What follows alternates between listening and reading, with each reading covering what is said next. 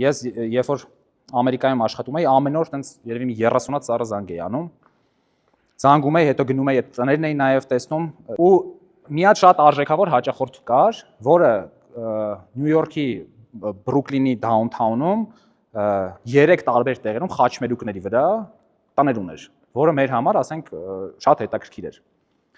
Ու ես երևի թե ամեն օր առանց չափազանցնելու, ամեն օր իրան զանգել եմ, չի պատասխանել։ Մոտ 2 ամիս իրան ամեն օր զանգել եմ, voice mail եմ թողել, մի օր պատահական հետ է զանգում։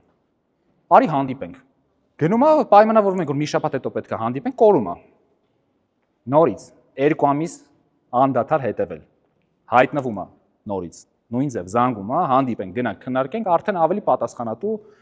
կոնտրակտը կնքում ենք, մարդը զբաղված է, մարդը լիքը կարևոր հարցերի մեջ է, ես իր համար այդ բանին կարևորություն չունեմ։ Ամենակարևոր բանն է, ինչի համար է իրան ամեն օր հետևում,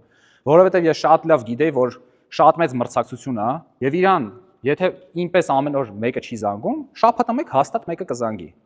Իմ խնդիրն էր, երբ որ ինքը որոշում կայացնի, երբ որ ինքը հասունանա որպես հաճախորդ, որ ինձ հիշի ու մենակ ինձ հիշի, ուրիշ ոչ մեկին։